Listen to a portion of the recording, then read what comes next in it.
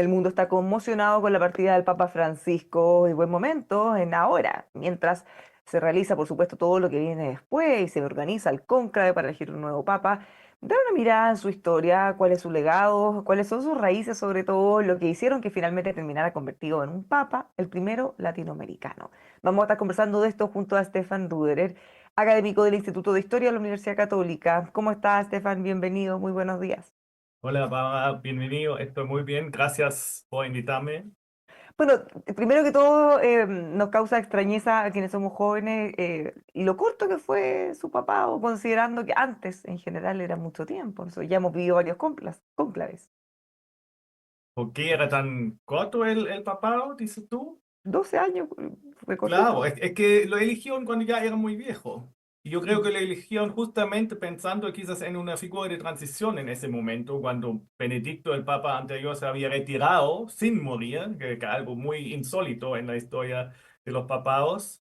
Y de ahí eligieron a Francisco justamente, probablemente, con la intención de tener una figura de transición que quizás no iba a quedarse tanto tiempo en el papado, pero que podría manejar algunas cosas o empezar abrir algunos canales de cambio en la iglesia.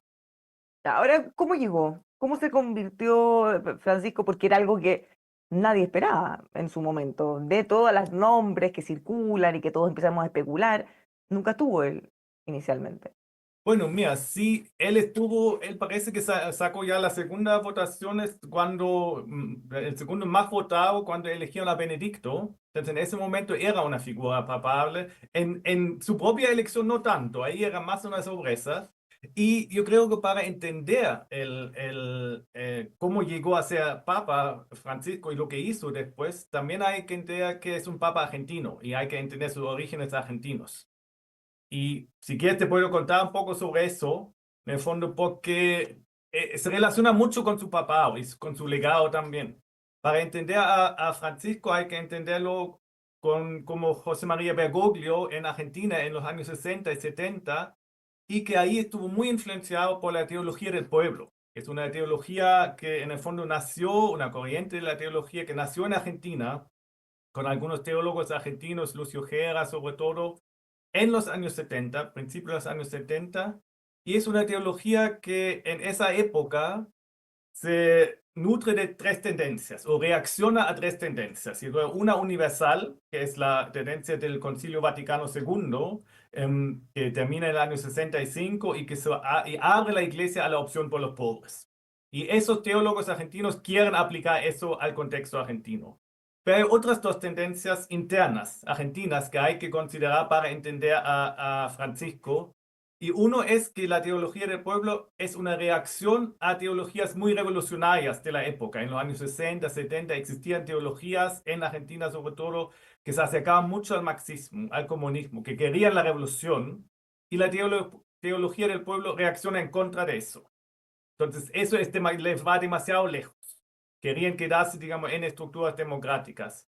Pero la otra tendencia es muy fuerte en Argentina, muy hegemónica en la época, que es una tendencia muy conservadora, una teología preconciliar, que concibe la iglesia como una sociedad perfecta y que no quiere esos cambios a la modernidad y que ve la modernidad como enemiga.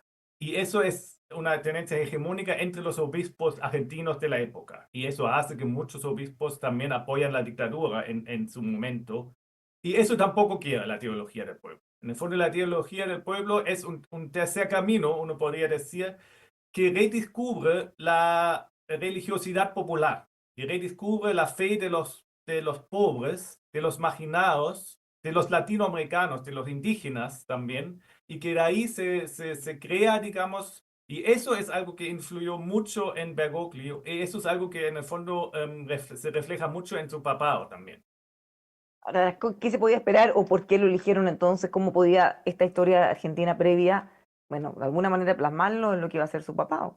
Claro, y eso yo creo que tiene mucho que ver porque en el fondo cuando lo eligen estamos al final del papado de Benedicto, que fue un papa bastante conservador y que además hubo muchos escándalos de corrupción, muchos problemas financieros, los abusos sexuales ya estaban conocidos, digamos, sabidos. Entonces se necesitaba un papa que podía, por un lado, reformar la iglesia hacia adentro y que había mostrado cierta capacidad de reforma también, pero por otro lado también podría mostrar ciertos cambios en la iglesia hacia afuera, ¿ya? Que podría mostrar que era capaz de adaptarse o de acercarse a los pobres, a las mujeres, a los marginados.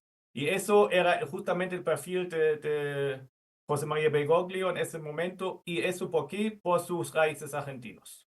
Esto es bien importante porque la iglesia bueno, ha pasado, obviamente, o ha convivido con una evolución de la cultura, una evolución de la gente, de la religión, de la fe.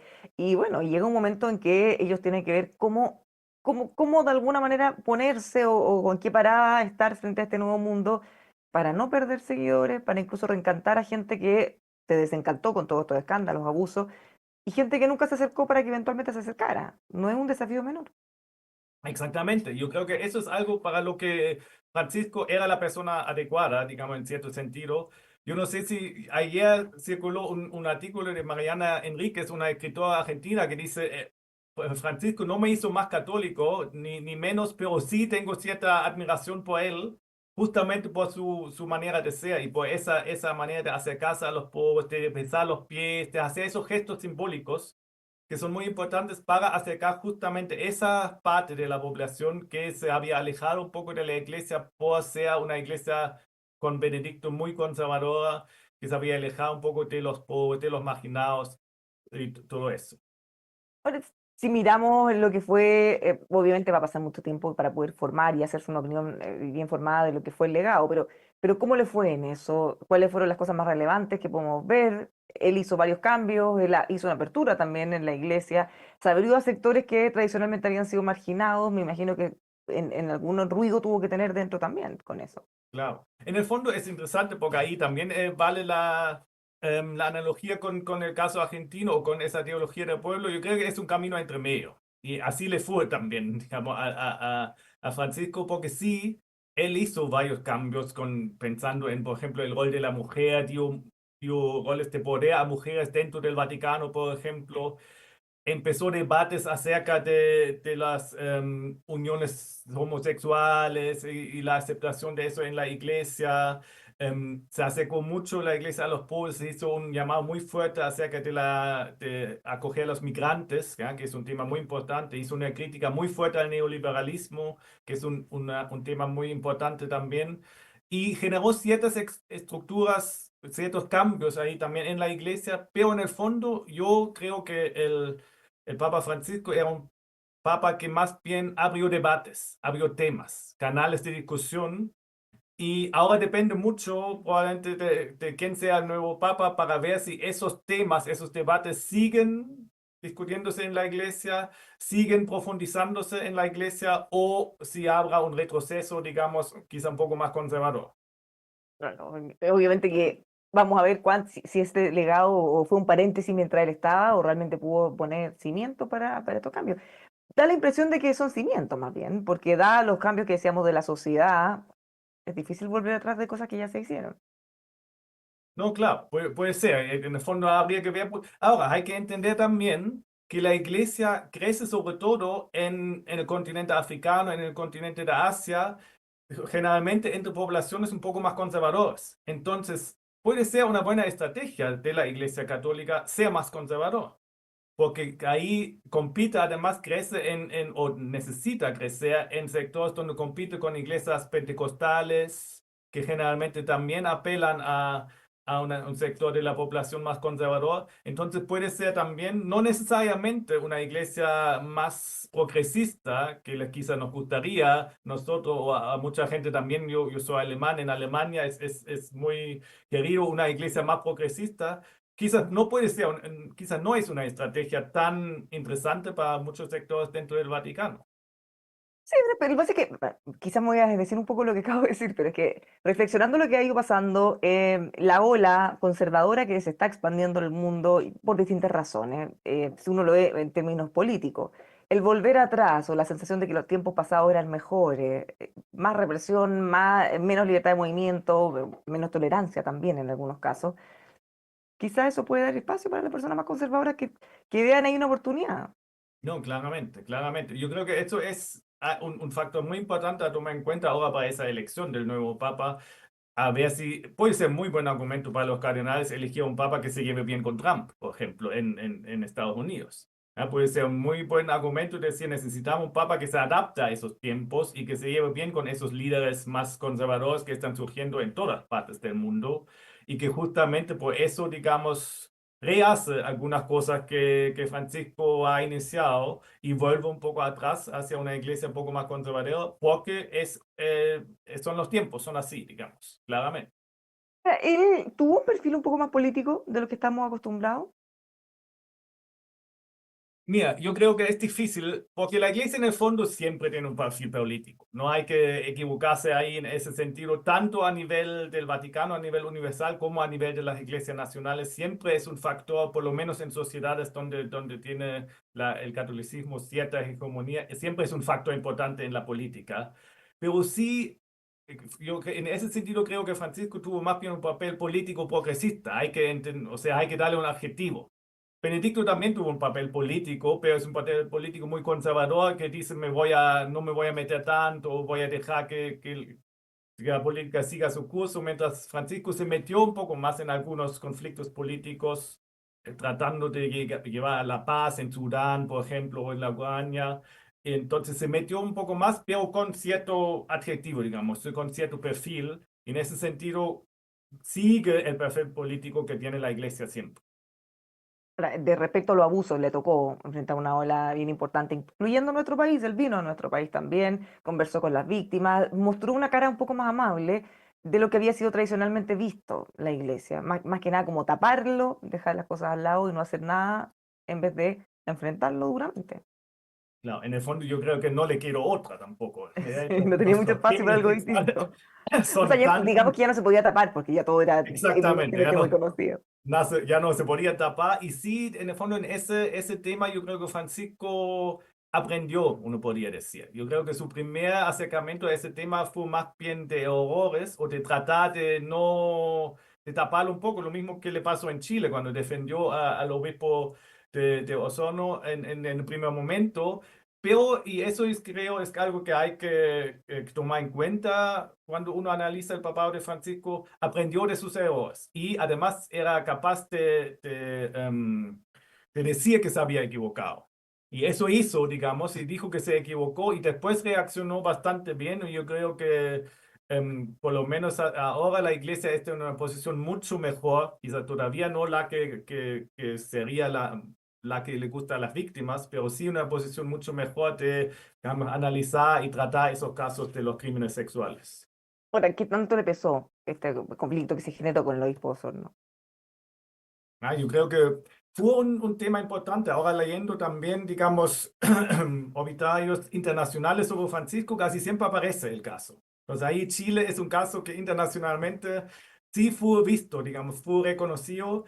Y yo creo que le pesó probablemente más de lo que uno espera a primer momento, que en Chile un país más bien marginal, digamos, en el contexto mundial. Sí fue un caso importante porque obtuvo bastante connotación pública más allá del caso chileno y hizo ver a un papa que parecía retroceder otra vez en ese tema. Y por eso era tan importante que había cambiado después de opinión. No, no se entendía mucho, que como yo decía, llegó con una apertura distinta para atender a las víctimas, para empatizar con ellas, claro, y después, cuando hace algo totalmente contrario, bueno, ¿cuál es el verdadero? ¿O cuál es la verdadera postura? O si no es más, como decía, algo de lo que tenía que hacer lo otro porque no le queda otra, en el fondo.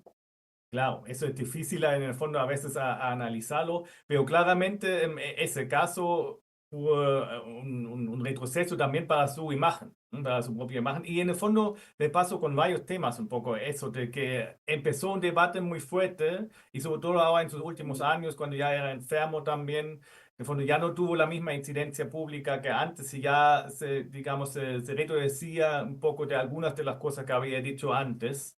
Entonces, y por eso decía al principio, es un papa que más bien abrió debates, no hizo tantas cosas, no hizo tantas reformas estructurales, pero sí empezó a poner los temas en el tapete. Ahora, justamente en ese mismo contexto, haciendo ya una mirada más general, ¿cuál es la evaluación o con qué nos quedamos del Papa Francisco?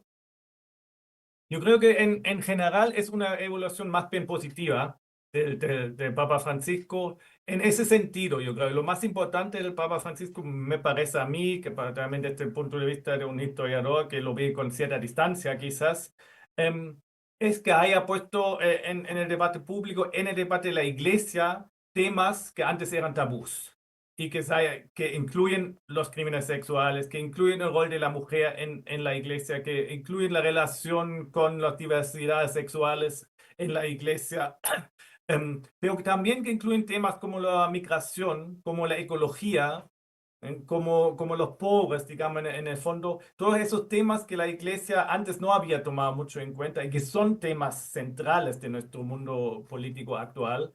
Y yo creo que eso es el gran legado del Papa Francisco en el sentido de haber abierto esos temas al debate dentro de la Iglesia Católica. Stefan, muchísimas gracias por conversar con nosotros. Por supuesto que vamos a tener este tema para rato, esperando a la elección del nuevo Papa. Muy buen Muchas día. gracias, Baba. Hasta Muchas luego. gracias. Los dejamos invitados a que sigan con nosotros aquí en emol.com.